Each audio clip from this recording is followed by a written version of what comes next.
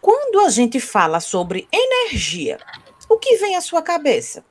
Talvez lâmpadas, baterias, energia elétrica, ou numa perspectiva mais lúdica, você pode pensar sobre vitalidade, energia para começar o dia.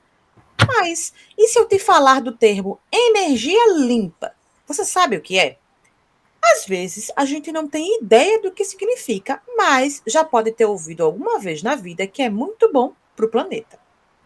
Pois é, Laís, a gente percebe que os discursos sobre a importância da sustentabilidade e os acordos pela preservação do planeta, envolvendo inclusive as matrizes energéticas, estão cada vez mais fortes.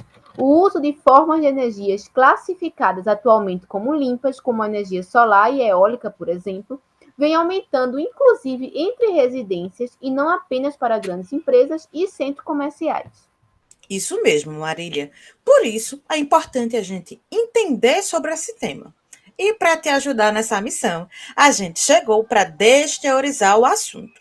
E isso vai acontecer em 2 episódios. Nesse, você vai entender o que é energia limpa e a importância para a sustentabilidade e o futuro do planeta. E no nosso próximo episódio, a gente vai abordar os impactos sociais e ambientais que existem atualmente na geração de energia eólica e solar e ajudar a pensar formas de geração que sejam realmente limpas.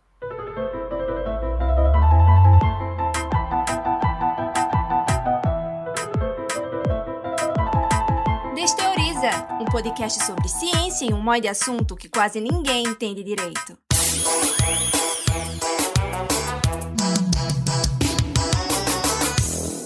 Eu sou Marília Félix, sou estudante de jornalismo e estagiária aqui na Diretoria de Comunicação da UFPE. Sou uma mulher branca, de estatura mediana, tenho cabelo curto, castanho e ondulado nas pontas. Estou usando óculos com armação vermelha. E eu sou Laís Ferreira, jornalista, pesquisadora, trabalho aqui na UFPE. Eu vou me audiodescrever para você também. Eu sou uma mulher de pele clara, tenho uma estatura mediana, nem tão alta, nem tão baixa. Eu tenho cabelo cacheado, castanho, uns cachos pequenininhos. Ele está aqui na base do pescoço, está um pouco acima da base do pescoço. E uso óculos, um óculos com armação preta. E na conversa de hoje, nós temos 2 entrevistados aqui para bater um papo com a gente sobre energia limpa. O primeiro deles é Pedro Rosas. Bem-vindo, Pedro. Se apresenta para a gente, por favor. Olá, Laís, Marília. Um prazer enorme estar aqui com vocês. Eu sou Pedro Rosas, sou professor do Departamento de Engenharia Elétrica da UFPE. Estou aqui já na universidade desde 2004 como professor. Tenho 49 anos, né, 1,70 m, olhos claros, cabelo cinza já, tamanho, né, um pouquinho grande. Estou usando uma camisa de cor clara listrada e atrás de mim, na verdade, eu tenho um ambiente do escritório, uma parede branca, mas tem uma televisão, um ar-condicionado, alguma coisa mais aqui que eu espero que não atrapalhe a todos. A outra convidada que também vai tirar as nossas dúvidas sobre energia limpa hoje é Giovana Machado. Seja bem-vinda, Giovana. Se apresenta para a gente. Eu sou Giovana Machado, eu sou pesquisadora no CETENI, que é o Centro de Tecnologias Estratégicas do Nordeste, do NCTI. Muitos de vocês me conhecem como a coordenadora do programa Futuras Cientistas, né, que é um programa que está nacionalmente para incluir meninas de escolas públicas nas áreas de STEM. Eu sou uma mulher de cor clara, né, tenho olhos castanhos, tenho cabelos longos abaixo dos ombros, utilizo óculos, já tenho 54 anos. E eu estou usando uma blusa rosa e atrás de mim tem um ambiente de escritório, uma parede em tons bege. Então, sejam bem-vindos. Muito obrigada por ter aceito o convite. E antes da gente começar o nosso papo, eu quero convidar você que está nos ouvindo para seguir o Desteoriza nas redes sociais e nos tocadores de podcast. Nas redes sociais é @Desteoriza no Instagram, Facebook, Twitter e TikTok. E aí, no seu tocador de podcast favorito, vai ter um botão seguir perto do nome do Desteoriza aí em algum lugar na sua tela. Então, você clica nesse botão para você seguir a gente aí no seu tocador e receber uma notificação toda vez que a gente publicar um conteúdo novo. E assim, não perder nada, nenhum episódio aqui do Desteoriza. E agora vamos começar o nosso papo aqui, porque quando a gente vê algumas discussões sobre crise climática, muitas vezes surgem os termos energia limpa e energia renovável, né? Giovana, primeiramente, explica para a gente o que é energia limpa e quais são as principais diferenças entre energia limpa e energia renovável. Primeiro é importante a gente compreender que nós temos 2 tipos de energias, né? As renováveis e as não renováveis, né? Geralmente, as renováveis são aquelas que podem vir de uma fonte como eólica, como vento, por exemplo, como sol, né? Que não são esgotáveis. E as não renováveis são aquelas vindas, por exemplo, do carvão. Energia limpa é uma forma da gente transformar essas fontes renováveis em energia de forma a não poluir o nosso ambiente, como é o caso, por exemplo, dos advindos de combustíveis fósseis, né? Como o gás natural, o carvão, o petróleo, que emitem muito CO2 ao meio ambiente. Então, nesse caso, a gente pode dizer, Pedro, que toda energia limpa é uma energia renovável, mas nem toda energia renovável é uma energia limpa? É isso? Isso é uma coisa que é bem interessante, né? Isso é um pouco da evolução que a gente teve nos últimos 30, 40 anos com relação à energia. A gente começou muito pela demanda por energia, então todo mundo precisava produzir eletricidade, estou falando da década de 70, não é? E aí você tinha energia a partir do petróleo, a partir de fonte nuclear, a partir de hidroelétricas, não é? E aí, à medida que foi passando o tempo, você começou a aprofundar, cada vez mais as pessoas tendo a consciência ecológica, consciência do meio ambiente. E aí, hoje, já se começa a comentar que talvez as hidroelétricas grandes, não é, que são baseadas em chuvas que são renováveis, mas elas têm um impacto por outro lado, né? Como vocês inundam é inundado uma área muito grande, você acaba não sendo classificado como energia limpa, não é? Você tem um impacto ambiental, você também tem a produção de metano, porque você tem as árvores que ficaram lá, né, e outros gases. E aí, por isso que a gente faz questão de dizer que a gente tem essa classificação, mesmo dentro de renováveis, tem as limpas e as que, vamos dizer assim, não são limpas ou que têm um impacto a ser considerado. Você falou, né? A gente também falou na abertura de alguns exemplos de energia limpa, energia eólica, solar, enfim, e você também falou aí dos impactos ambientais. E aí eu queria aproveitar esse gancho para te perguntar, Pedro, por que a gente precisa utilizar energia limpa? Quais as principais vantagens? E por que a gente aqui no Brasil e os outros países precisa, né, a gente tem que usar energia limpa? O impacto no meio ambiente é uma coisa que é fundamental. Então, se eu vou produzir energia a partir de turbinas eólicas ou de painéis solares, eu estou utilizando as energias que estão disponíveis, né? O sol está aí brilhando o tempo todo, o vento está passando, eu posso produzir energia que, a princípio, eu teria um menor impacto ambiental, mas se a gente começar a pensar também no outro ponto de vista, que é a demanda por energia da sociedade, você morando, por exemplo, quem mora no Nordeste do Brasil, que precisa de eletricidade, a gente vai fazer como? Né? Eu não tenho muito para onde correr. Não tenho mais hidroelétricas disponíveis no Nordeste do Brasil, pelo menos que tenham um custo atrativo. Eu vou ter que depender de alguma fonte de energia.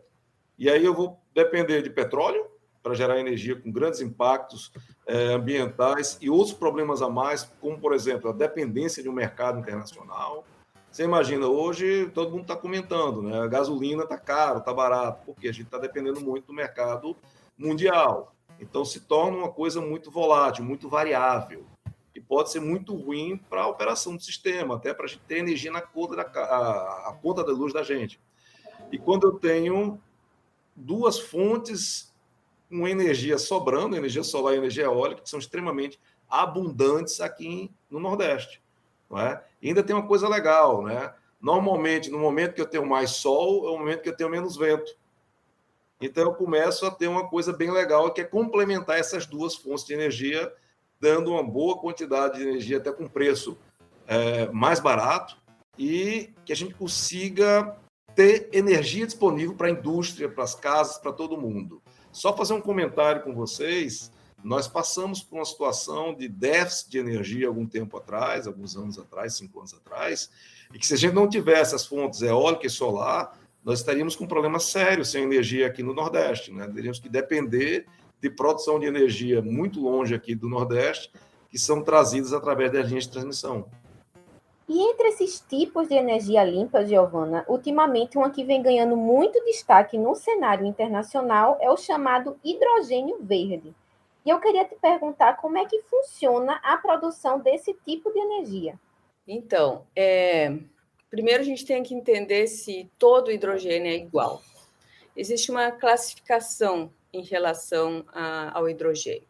Ele pode ser verde, ele pode ser amarelo, rosa, azul, cinza, marrom, né?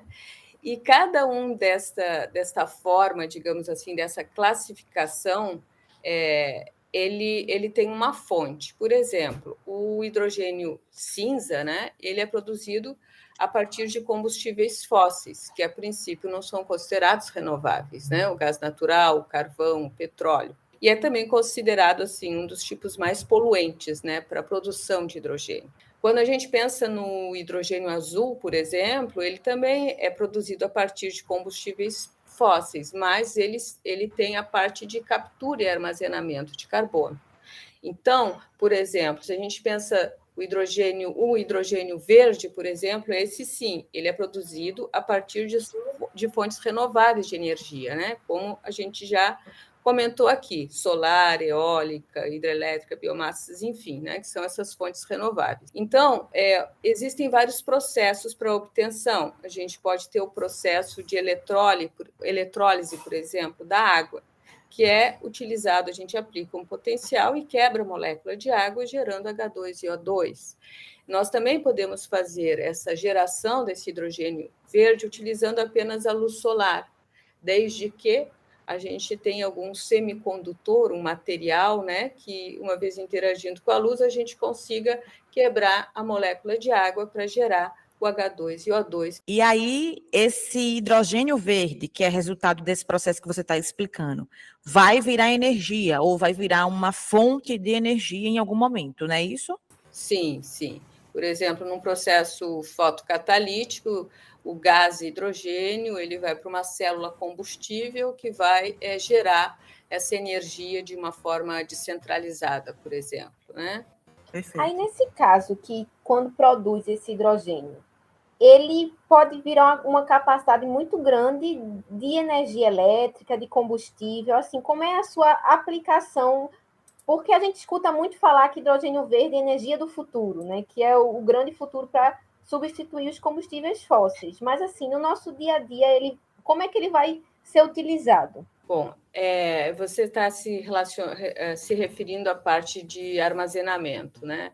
A parte de hidrogênio verde, assim, o mundo inteiro está estudando por ser uma fonte renovável.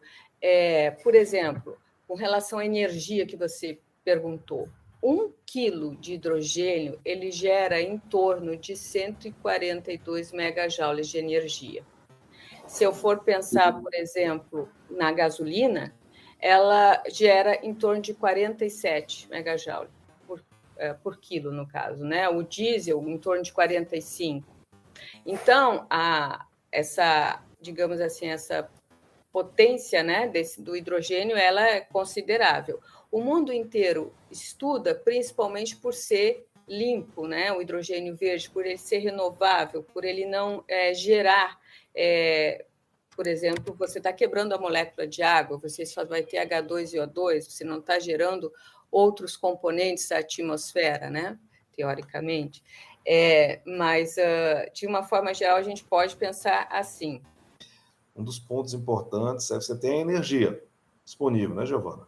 E aí você pode usar para o que você precisar, em forma de gás, né? Seja, quem sabe, no futuro para cocção, seja para cozinhar, né?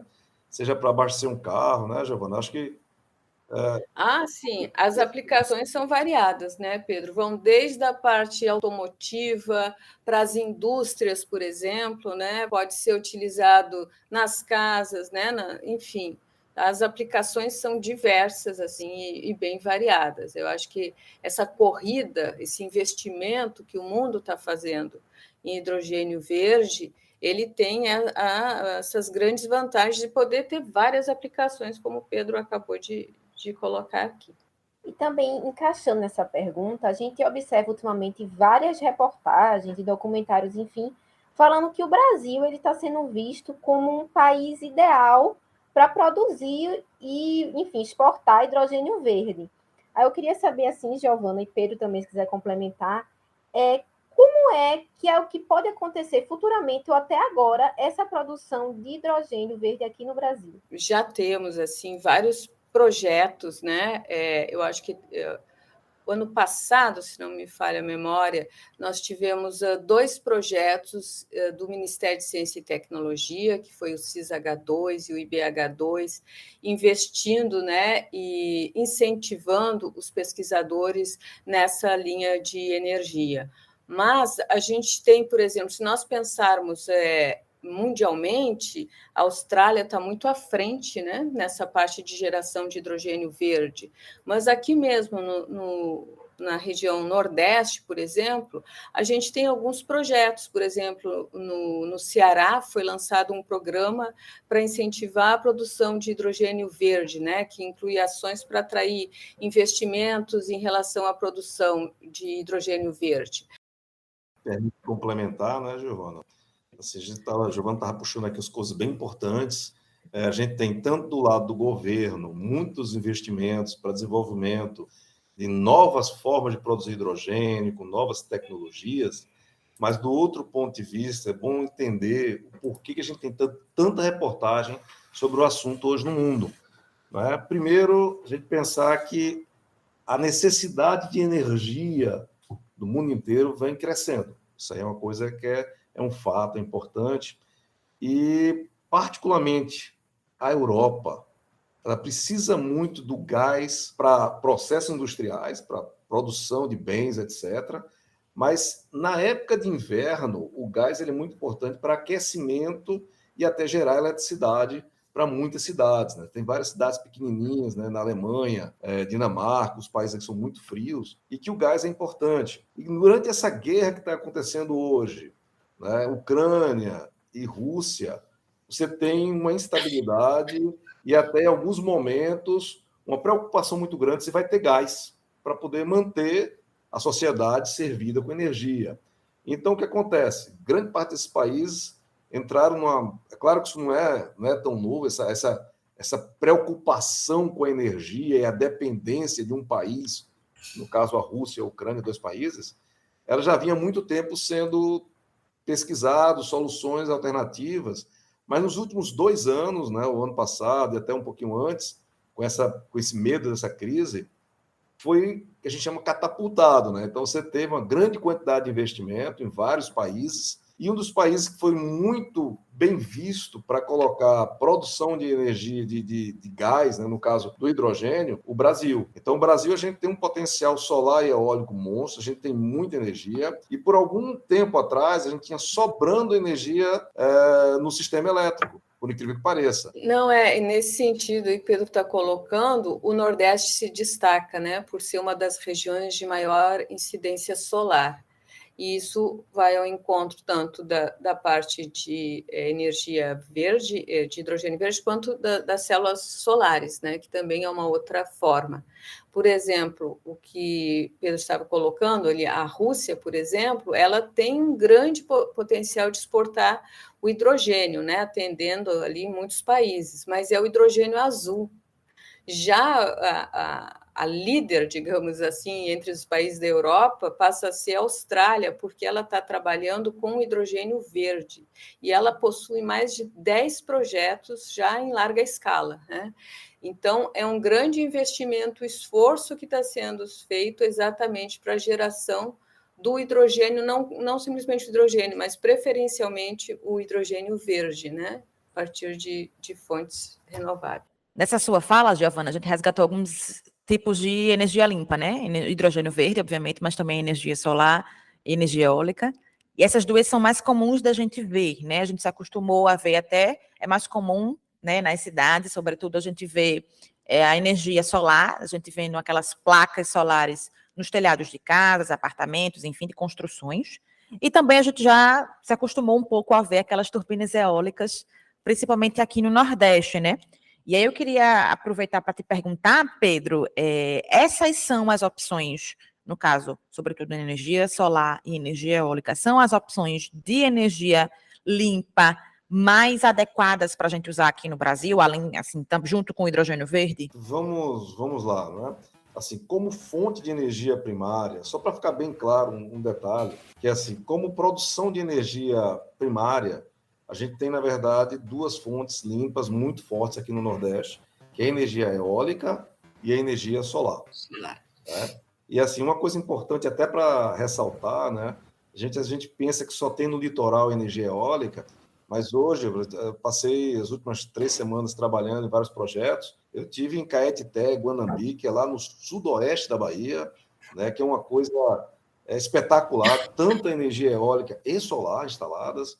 Tive no interior aqui de Pernambuco, tive no interior do Ceará, quer dizer, é uma coisa que hoje em dia está espalhado, né, por todo o Nordeste, né, a eólica. Da mesma forma, a solar. Mas só para entender bem, esses dois são os dois principais elementos que produzem eletricidade diretamente, né, que podem produzir energia elétrica. O hidrogênio, a gente, na verdade, pode pensar ele como um meio para armazenar energia, e que, obviamente, eu posso usar ele para produzir calor ou eletricidade, dependendo do processo que eu utilize ele para produzir uma energia para uso final. Então, o hidrogênio verde, sim, ele entra numa situação que pode ser muito favorável. Eu tenho energia eólica e energia solar. Com essas duas energias, eu produzo o hidrogênio verde, não é? E no momento que eu preciso de energia e faltou sol, faltou vento, por que não eu posso pegar o hidrogênio verde que eu tenho armazenado e transformar numa energia elétrica? Estou falando do ponto de vista de eletricidade, obviamente. Não é? Então, acho que essa seria a combinação perfeita, né? Pelo que a gente está conversando aqui, inclusive porque a gente tem essas condições naturais de fazer essa combinação, né, Pedro? A gente tem um ponto, né, que eu gostaria até que Giovana trouxesse, né, que é a questão da água. Como eu preciso produzir o hidrogênio e naturalmente a gente usa a água, a gente entra num problema para o Nordeste, tem que ter água para fazer essa produção, né, Giovana? E aí você que está fazendo umas pesquisas nessa área, porque eu me lembro, né?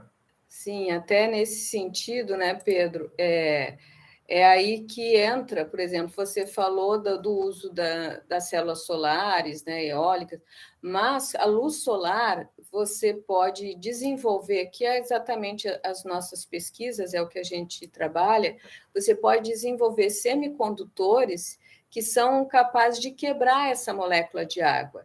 Então, você pode fazer isso num sistema híbrido PV-PEC, né, que é fotovoltaico eletroquímico, aplicando a energia elétrica provindo de uma célula solar, por exemplo, que é considerado renovável, ou a incidência da luz solar, você fazendo um sistema de fotocatálise, ou seja, a própria luz solar interagindo nesse seu sistema de semicondutores que você tem, que é possível, então, quebrar essa molécula de água, ou seja, neste caso, eu não estou usando energia elétrica, eu estou utilizando a luz solar.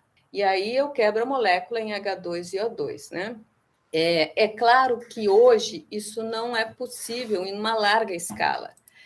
As pesquisas ainda não avançaram muito neste sentido. Então, é exatamente nesse sistema, nesse fortalecimento dessas bases tecnológicas que nós trabalhamos lá no laboratório, né? No caso, a fotocatálise, que é o que eu expliquei agora, onde a gente está num nível de maturação em torno de 4, né? E a aplicação desses sistemas PV-PEC, utilizando a eletricidade vindo de células solares. Então, a utilização da água, nesse caso, para a geração desse hidrogênio, que uma vez gerado esse gás, vai para uma célula combustível, gerando essa energia descentralizada, como eu tinha comentado anteriormente, né? E é bem interessante a gente entender todo esse processo de como é produzido, que muitas vezes a gente escuta falar, mas não sabe exatamente como é que ele acontece, né? E a gente também tem um quadro aqui no Desteoriza que chama Conta a Tua História. Nele, nós sempre recebemos depoimentos ou perguntas de diferentes pessoas sobre o tema do episódio. E hoje a gente tem um depoimento de Tatiana Bruce, que é uma economista formada pela UFPE, e ela conta um pouquinho sobre a base de informações que ela recebeu a partir da sua graduação, para entender melhor sobre políticas públicas e energia limpa. Vamos escutar.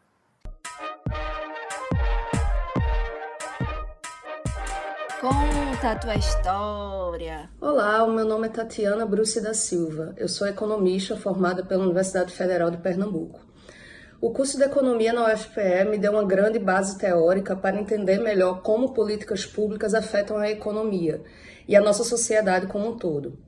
Após anos de estudo na UFPE e em outras instituições, hoje eu trabalho num centro de pesquisa nos Estados Unidos, com políticas públicas voltadas para o avanço da energia limpa no Brasil e no mundo. Então, mas por que promover a energia limpa é importante? O que acontece é que o nosso planeta está se aquecendo cada vez mais. O clima está ficando mais instável e isso está causando vários desastres naturais. As chuvas, a seca, as queimadas estão ficando mais intensas e frequentes. Então, isso tudo, o que é que causa isso tudo? É causado pela poluição que vem da nossa utilização de energia suja, como a gasolina em carros, o gás natural nos nossos fogões, o petróleo para gerar a eletricidade que a gente consome. Então, quando essa energia suja é usada, ela gera poluição que aquece o planeta, muda o clima e faz com que isso cause tantos desastres. O que nós precisamos fazer como sociedade é utilizar cada vez mais energia limpa, que não polui e não aquece o planeta. Por exemplo, a energia solar, a energia eólica e biocombustíveis como o etanol nos nossos carros.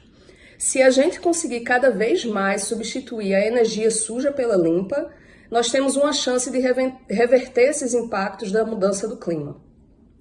E quanto tempo a gente tem para fazer essa mudança de energia suja para limpa?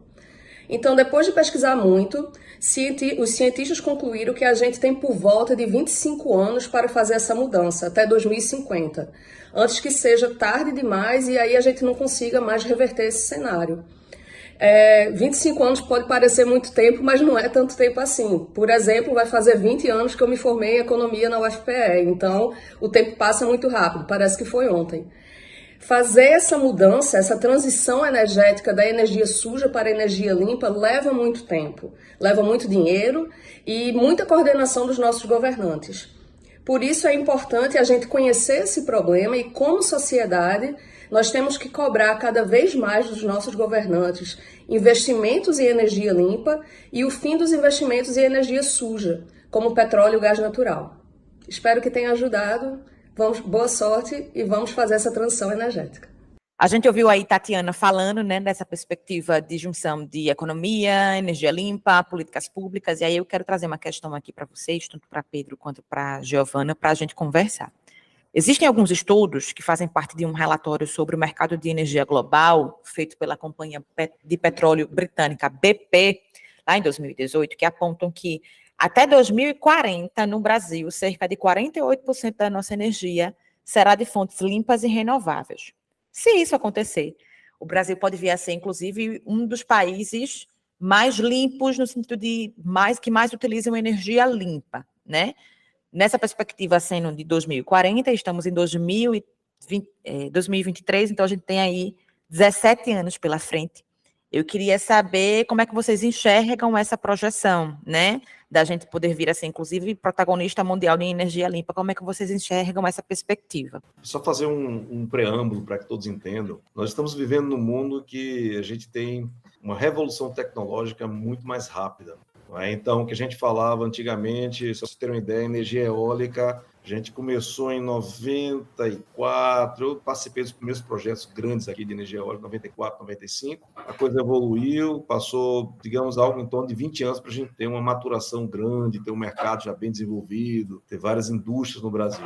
Só lá foram 20 anos para a energia eólica atingir esse nível, né? A energia solar, com 3, 4 anos, já chegou no mesmo patamar da energia eólica. Quer dizer, a velocidade com que isso está acontecendo é muito rápida. Então, eu acredito que os 17 anos, na verdade, já vai ter passado dos 40%. A velocidade que a gente está indo hoje, a gente vê cada vez menos produção de energia a partir de termoelétricas. Quando eu falo termoelétricas, são aquelas que vão produzir energia a partir de combustíveis fósseis, de maneira geral, né? Seja gás natural, ou carvão, ou até óleo, não é? A gente vê a diminuição de cada vez mais dessas fontes de energia e, por outro lado, a gente aumentando muito a energia solar e a energia eólica em uma velocidade muito alta.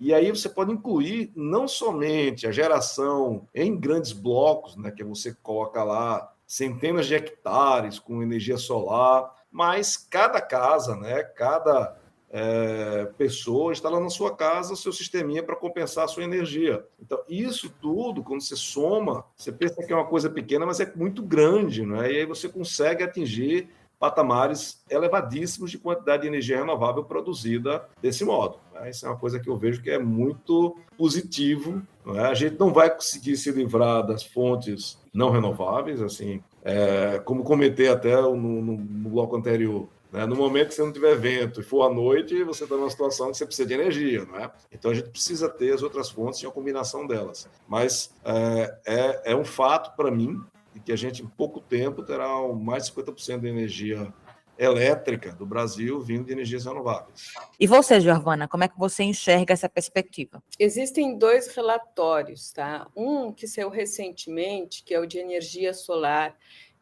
fotovoltaico, que é da ANEEL, da Absolar, que saiu em setembro de 2022.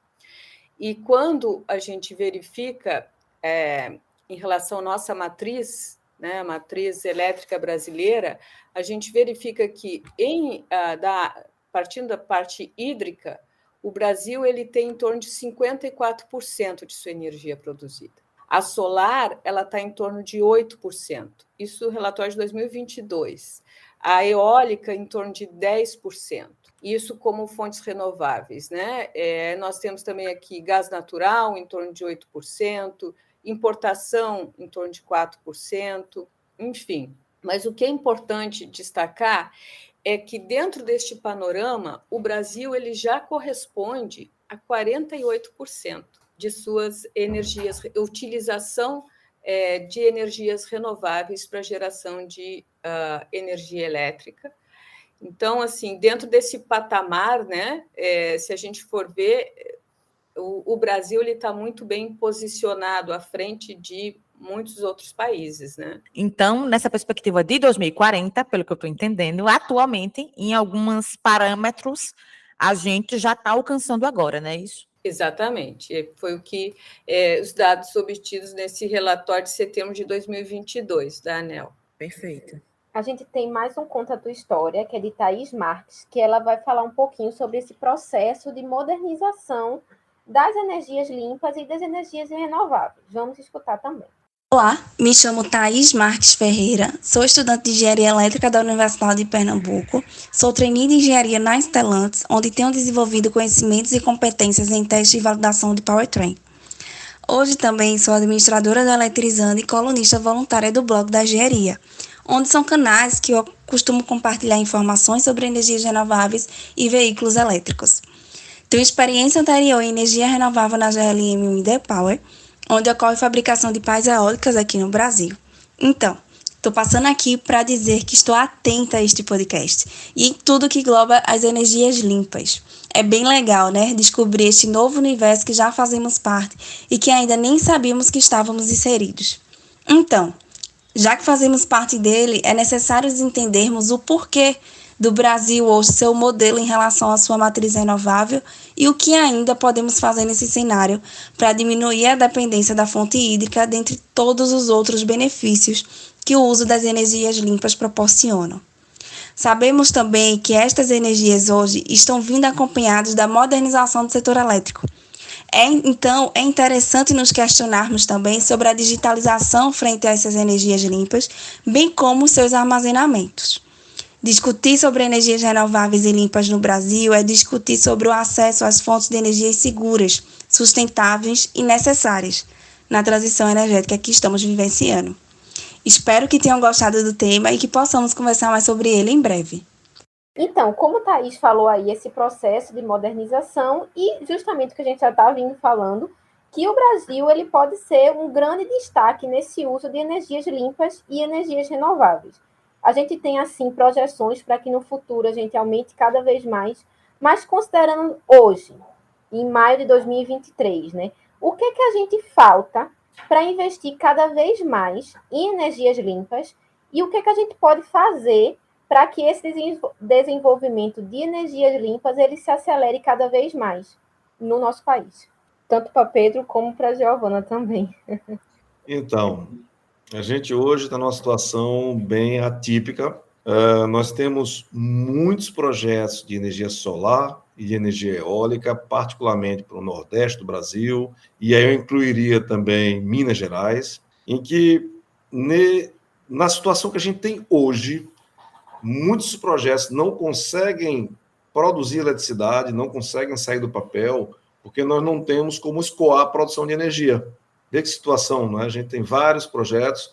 Então, o que acontece? Isso está sendo visto já pelo Ministério de Minas e Energia, em conjunto com a ANEEL, né, e outras empresas, por exemplo, a EPE, que é a Empresa de Pesquisa Energética, e a ANEEL, e o ONS, que é o Operador Nacional do Sistema Elétrico, eles todos já estão observando essa falta, né, esse gargalo, para poder ter essa maior quantidade de energia produzida na região. Então, um dos pontos que é importantíssimo nesse momento é que a gente retire esse gargalo. E como é que se retira esse gargalo, esse problema? É a gente tendo mais linhas de transmissão para conseguir ligar o nosso Brasil todo. E aí esse excesso de energia que a gente vai ter no Nordeste, a partir da energia solar e eólica, ela seja transferida para o Sudeste, não é? Permitindo que ela seja consumida e a gente reduza a nossa pegada do carbono. Pegada do carbono é aquele que a gente usa, hoje é um termo que é utilizado internacionalmente, para ter a relação do quanto de emissão de carbono cada país está fazendo, porque basicamente vem da questão do combustível fóssil, da emissão de gases. Né? E na sua opinião, Giovana, o que é que a gente pode fazer agora para que a gente consiga desenvolver mais esse nosso potencial de produzir energia limpa aqui no Brasil? Então, eu acho que esse é um ponto muito importante que o Pedro tocou, que é você tem a parte tanto de ciência quanto pesquisa. Nós temos vários programas, como o Programa Renova, como projetos, por exemplo, de hidrogênio em Sergipe, em Pernambuco, no Ceará, como eu já comentei, alguns programas incentivados pelo Ministério, como o CIS-H2 e o IBH2, isso no que tange ao desenvolvimento tecnológico e científico. Atualmente, né, mundialmente, existem mais de 530 projetos em execução até 2030. E aí, com essa combinação de infraestrutura, pesquisa, capital humano, acho que esse conjunto funcionando bem, a gente teria um boom, né, um crescimento de energia limpa. E aí eu queria saber se vocês acham que seria possível, isso funcionando bem, a gente mudar a nossa matriz energética aqui no Brasil. Atualmente, a nossa matriz energética vem muito das hidroelétricas, né? E se esse cenário que a gente está conversando aqui funcionasse bem, vocês acham que seria possível a gente mudar a nossa matriz energética para que fosse muito mais de energia limpa do que de energia suja? Vocês acham que isso seria possível, mudar a nossa matriz energética daqui a um tempo? Eu acredito que o Brasil já está nesse caminho, né? Nós somos um dos países em que a gente produz, né, a maior quantidade de energias limpas, né? Como eu falei anteriormente, já estamos aí em torno de 48%. Mas, como o Pedro colocou, na verdade, você não vai ter uma única forma, você não vai ter só a célula solar, ou só a geração de hidrogênio, ou só a eólica. Na verdade, é um conjunto dessas formas de geração de energia que se combinam para que, em uma casa ideal, seria aquela que tivesse tanto a parte de geração de hidrogênio, quanto uma célula solar, quanto a parte eólica funcionando, né? Perfeito. E aí esse conjunto de energias que Giovana falou é o que a gente chama de matriz energética, Pedro, é isso?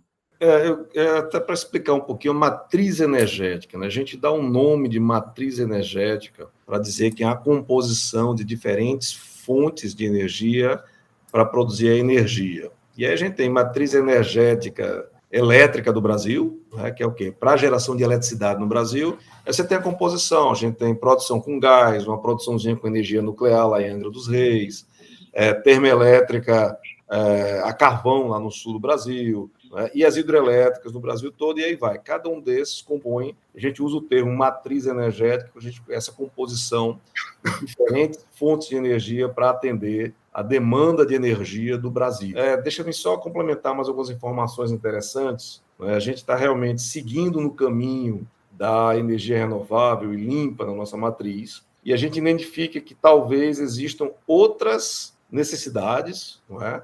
Como, por exemplo, a própria Giovana comentou agora, né, sobre a necessidade do sistema de armazenamento, não é? E métodos para armazenar energia. Então, a gente está passando agora por um momento que é importante se repensar a matriz elétrica do Brasil e até não só com a composição das fontes primárias que a gente está falando, que é o quê? O gás, a hidrelétrica, a energia solar, a energia eólica e por aí vai, mas também a existência de outros elementos, como, por exemplo, usar o hidrogênio para armazenar energia e usar ele em alguns momentos. Usar outro sistema de armazenamento, pode ser até baterias mesmo, né? Aí você tem até uma indústria extremamente consolidada no Brasil para poder produzir um armazenamento, bateria mesmo, para armazenar energia e usar a energia quando for necessário. Essa criação de novos meios, novas formas de produzir eletricidade em conjunto, ela é muito interessante porque aumenta a nossa diversificação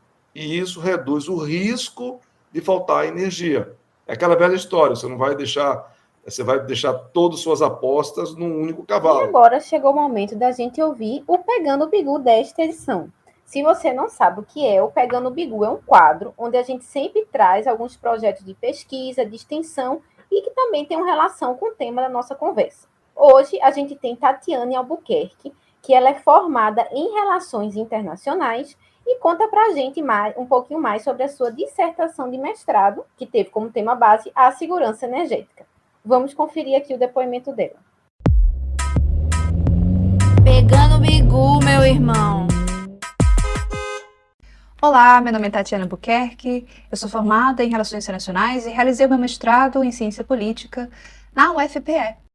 A minha dissertação tem como tema base segurança energética, né? Então eu quis realmente entender como que funciona esse cenário da segurança energética, um tema super importante, né? Afinal de contas, estamos realmente procurando por recursos mais viáveis economicamente, mas também sustentáveis. E daí entra essa pauta ambiental. Então, na verdade, a tentativa da minha dissertação foi entender como que eu posso relacionar a questão da segurança energética com a questão ambiental. Então, tendo isso em vista, eu realmente quis procurar um país que fosse um ator importante nesse cenário internacional, e nesse caso a China, que é ainda o maior emissor de gases do efeito estufa, se observar os dados anuais, né, de emissões anuais. E, portanto, eu quis entender como que funciona esse processo dentro da China do ponto de vista político, né? Ou seja, a implementação de políticas em 3 diferentes níveis de análise, ou seja, a nível nacional, a nível internacional e local, né? Então, na verdade, a ideia realmente era pegar o comportamento oficial do governo chinês, entender como que funciona esse discurso, né? Um discurso internacional nas organizações internacionais para mudanças climáticas, né? Então, o que é que mudou depois do Acordo de Paris? O que tem sido colocado em pauta a nível nacional, né? E o que é que as pessoas, né, do ponto de vista local, têm feito para realmente alcançar as metas que foram colocadas pelo governo chinês de alcançar a neutralidade do carbono até 2060. Isso é uma meta muito interessante que precisamos observar com mais cuidado, com mais atenção, entender realmente como que a China vai conseguir alcançar essas metas, sendo ainda o maior poluidor do mundo, né? Então, eu fiquei muito interessada nesse tema, acho que é importante, o Brasil tem muito a ganhar ao entender, né, esse comportamento no cenário internacional, ou seja, a China é um país, do ponto de vista comercial, o maior parceiro do país, né? Então, a China é um país importante, não tem como ignorar o seu comportamento no cenário internacional, e a pauta energética, e vamos ficar atentos ao que está por vir nesse cenário atual. A gente está conversando aqui nesse episódio sobre a importância de produzir energia limpa, mas para isso a gente também precisa olhar para a produção dessa energia a partir dos territórios e o impacto que as atuais formas de produção de energia limpa têm no meio ambiente e na vida das pessoas que estão ao redor de parques eólicos e solares, por exemplo. Para isso, a gente tem aqui um depoimento, vai ouvir agora, um depoimento de Roselita Vitor, que é camponesa e integrante da coordenação executiva da articulação do semiárido brasileiro, a ASA. Eu me chamo Roselita, eu sou camponesa da reforma agrária, moro na área de assentamento há 17 anos, no município de Remígio, que fica aqui no agreste da Borborema. Também sou uma das coordenadoras da articulação do semiárido.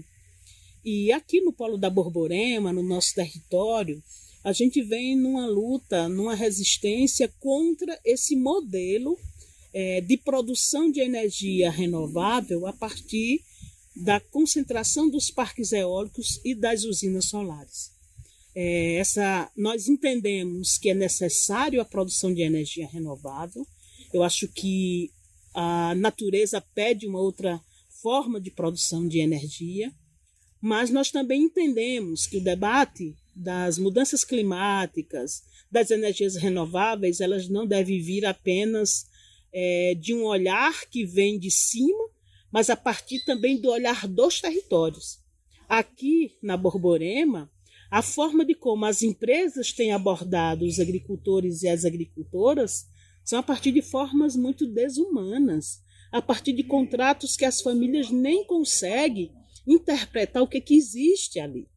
Mas entendemos que esse modelo de produção de energia, a partir dos parques eólicos e das usinas, elas também mudam a vida, os modos de vida dos agricultores e das agricultoras, desorganiza o nosso território, desorganiza a natureza. Então, nós também entendemos que esse modelo de produção de energia, ele não é ecológico, ele não é justo e ele não é solidário, porque essa energia, ela não fica nas comunidades, ela não fica no nosso município, ela vai para um sistema, para uma rede nacional que vai para o sul do Brasil, para outros lugares. Então, assim, como que essa produção de energia pode ser limpa na medida que ela marginaliza uma população camponesa? Então, assim, é nesse sentido que a gente traz a nossa crítica, né, que esse modelo ele não serve para o semiárido brasileiro, porque ele desmata, porque ele desorganiza o nosso território e os modos de vida das famílias camponesas.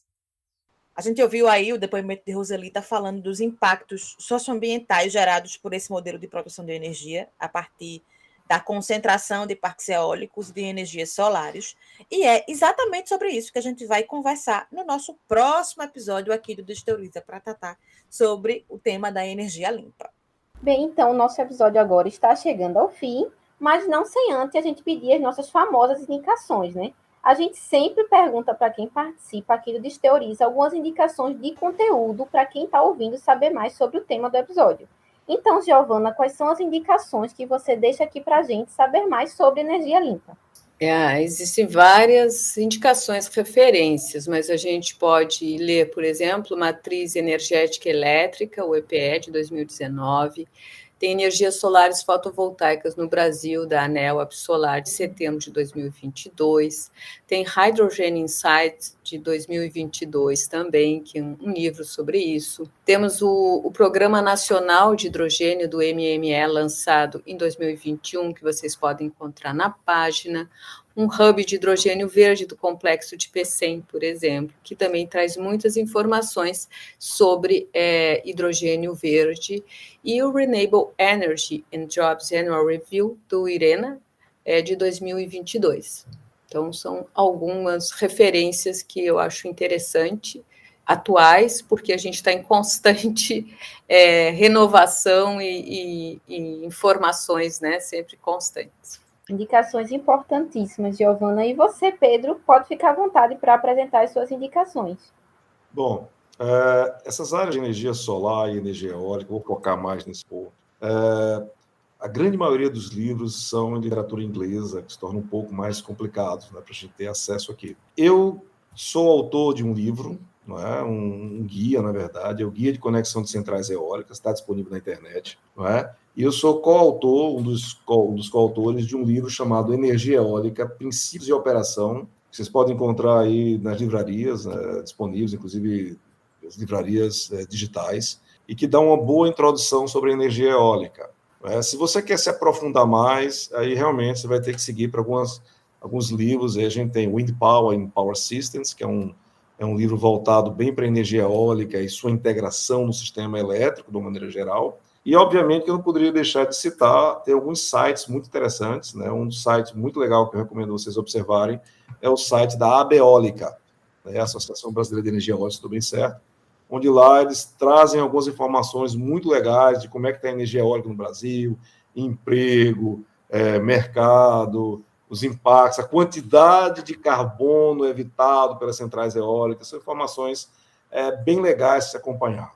Não é? Também tem o pessoal da Solar, também, que tem muitos sites legais que vale a pena vocês observarem aí. Né? E, finalmente, se tiverem a oportunidade, né, se tiver funcional ainda, tem um site do CRESESB, né, que é do CEPEL, que ele é bem legal, que ele mostrava um pouquinho como é que é a energia eólica, como é que é a energia solar. Isso ajuda muito, né, para você ter a primeira percepção, o primeiro contato com essas fontes de energia. Né? E aí, eu não posso deixar de dizer, né, eu tenho que fazer uma grande propaganda que venha fazer engenharia elétrica conosco, né? Se você realmente se interessa pela área, está apto a desafios, né, obviamente, vem conhecer aqui o nosso departamento. A gente tem um laboratório aqui de fontes renováveis, com energia eólica, energia solar, a gente tem bateria, inclusive algumas coisas bem legais, né, como um carro elétrico aqui do nosso, que a gente trabalha com ele, carregamento e até projetos de hidrogênio. Então, a gente, inclusive, deixa abertas nossas portas, nosso contato aqui, para que vocês venham visitar a nossa universidade, venham visitar nossos laboratórios. E é muito importante, eu que sou um professor pesquisador,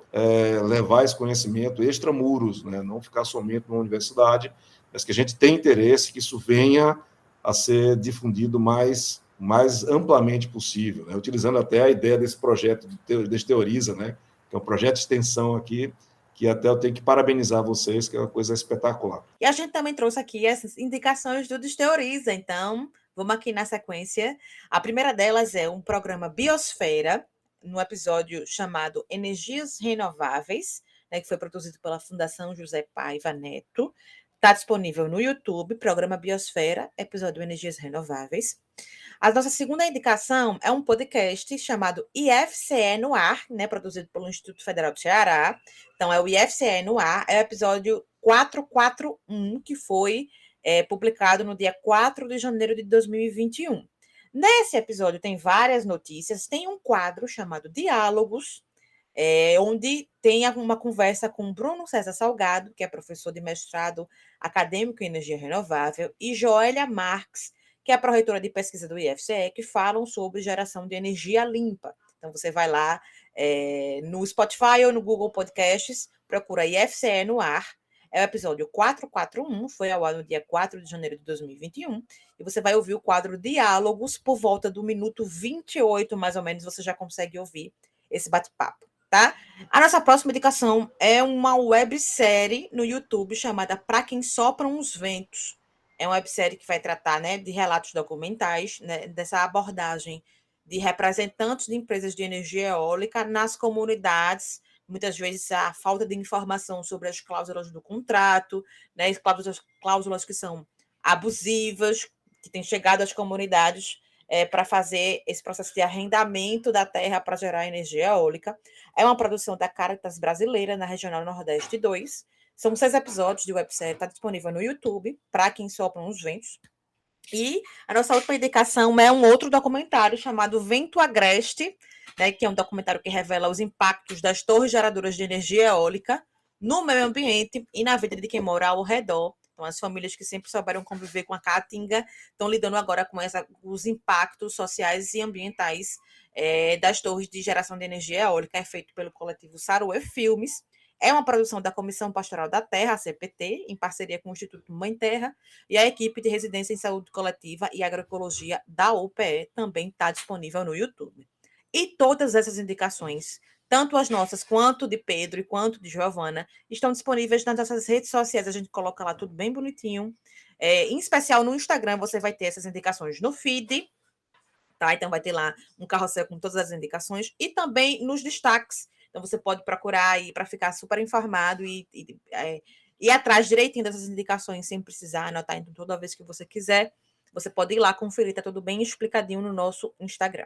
E o nosso episódio está chegando ao fim e eu quero agradecer a presença de vocês, Pedro e Giovana, e deixar aqui aberto para vocês se despedirem também. Vou aproveitar, então, para, antes de mais nada, agradecer bastante, parabenizar a Laís, a Marília, o Jonas, toda a equipe do Desteoriza. Achei excepcional a ideia, né, de trazer a ciência intramuros para a sociedade de um modo muito legal, não é? Assim, bem, diria massa, né, que a gente fala aqui em Recife.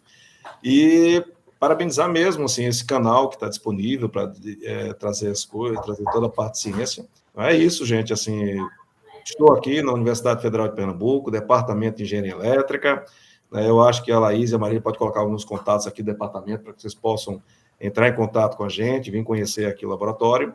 Estamos aqui à disposição. Muito obrigado pela atenção. Obrigada, Pedro. Obrigada. Eu quero agradecer Laís e Marília pelo convite para participar desse programa de Desteoriza.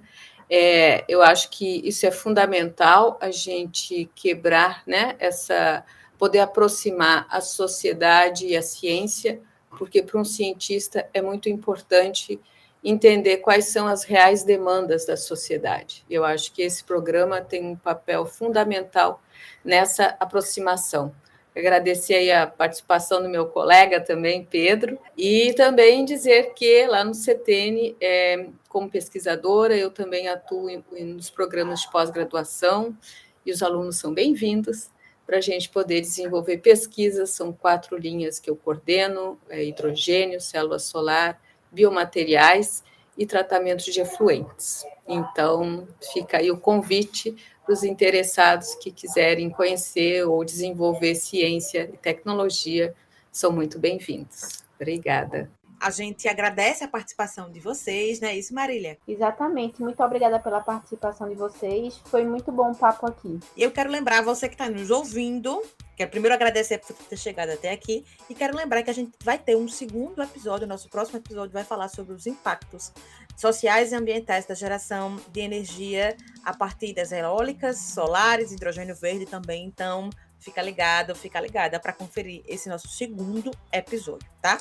E também, claro, segue a gente nas redes sociais, @Desteoriza, Instagram, Facebook, Twitter e TikTok. Também segue a gente no seu tocador de podcast favorito. Ainda você está ouvindo a gente, tem um botão seguir. Clica, porque assim que a gente publicar o nosso novo episódio, você já recebe uma notificação para não perder nada do que a gente publica aqui nos tocadores, tá certo?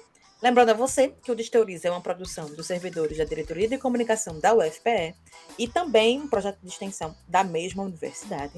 Esse episódio do Desteoriza foi apresentado por mim, Laís Ferreira, e por Marília Félix. Teve produção de Jonas Lucas Vieira, Marília Félix e Felipe Silva, edição de Laura Marinho e design de Ludovico Soares, Sandra Chacon e Marcos Melo. A gente te espera no próximo episódio. Até lá!